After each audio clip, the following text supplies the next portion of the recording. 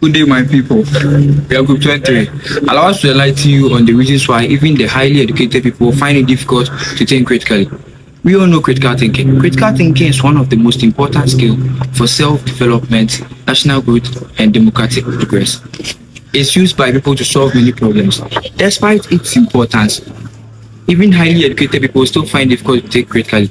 At its first glance, we used to assume education and critical thinking all flow in the same lane.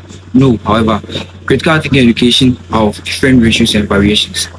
Education provides knowledge, information, and qualifications, while critical thinking is the ability to analyze, question, evaluate, and apply that knowledge wisely. A person can earn degrees, earn qualifications, certificates, but can fail to still think critically. One reason critical thinking is difficult is that it requires effort. The human brain naturally looks for the easier path in processing information. It is often easier to accept information as is it than to pause and question it. Critical thinking requires us to slow down, examine evidence, compare viewpoints, and consider other alternative explanations. This process takes time and mental energy, of which many people are unwilling and unable to invest regularly. The reason is that emotions influence our thinking. Human beings are not purely logical creatures. We are influenced by facts, love, and excitement. Furthermore, confirmation bias makes people focus only on information that supports their beliefs while ignoring opposing evidence. This limits objective thinking. Also, social pressure affects critical thinking. Many people avoid questioning popular opinions because they fear criticism, rejection, or conflict, so they conform instead of thinking independently. The rise of social media has made critical thinking even more challenging. Information travels faster than ever before. News, opinions, videos, and rumors reach millions of people within few minutes. But unfortunately, not all information shared online is accurate. False stories, manipulated images, misleading headlines are common because social media rewards speed and emotional reaction. Many people share information without verifying its accuracy. In such an environment, critical thinking is essential but more difficult to practice. Even educated people often think critically because education may focus more on memorizing facts than questioning ideas. They can also become overconfident, believing their knowledge, protect from their mistakes. As a result, they may fail to challenge our own beliefs and bias. Barriers to critical thinking in educational systems include an overemphasis on standardized testing and rigid curriculums that prioritize memorization over analytical skills. Traditional teacher-centered instruction models limit student engagement and the development of critical thinking. Many educators lack adequate training to foster these skills, and large class sizes further impede individualized instruction. Limited resources and societal expectations that emphasize conformity can also suppress critical thinking.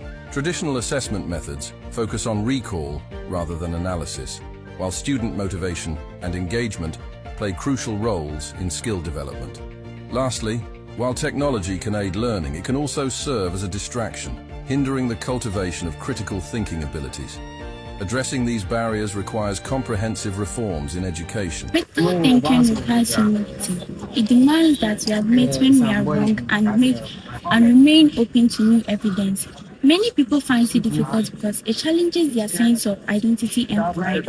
Admitting mistakes can make you feel uncomfortable, especially when a belief has been held for a very long time. Yet genuine critical thinking requires the courage to revise our opinion when the evidence points in a different direction. Failing to think critically can be very serious. Individuals may make poor personal decisions. Businesses may adapt ineffective strategies, and the individuals may elect leaders based on popularity rather than competence. On the other hand, societies that encourage critical thinking tend to make better decisions, promote innovation, strengthen democracy, and solve problems more effectively. Development depends on people who can evaluate evidence, question assumptions, and make informed choices. Scientists use critical thinking to make discoveries. Business leaders use it to identify problems and opportunities. Citizens use it to hold governments accountable. Without critical thinking, progress becomes difficult because decisions are based on emotions, assumptions, and misinformed information rather than fact and reason. Therefore, the challenge is not simply to educate people, but to teach them how to think critically. This can be done when schools encourage questioning, discussions, and problem solving rather than note memorization alone. Also, children should be taught to ask questions and seek evidence. Also, media organizations should encourage fact-checking and responsible journalism. This would encourage individuals to develop a habit of examining information critically before accepting or sharing. In conclusion, people, even educated people, find it difficult to think critically because of emotions, bias, social pressure, misinformation, overconfidence, and a natural tendency to seek easy answers. Critical thinking requires effort, humility, and discipline. However, despite these challenges, it remains one of the most important skills for personal success and national development. A society that values critical thinking is more likely to make good and wise decisions, promote progress, and build a better future for all its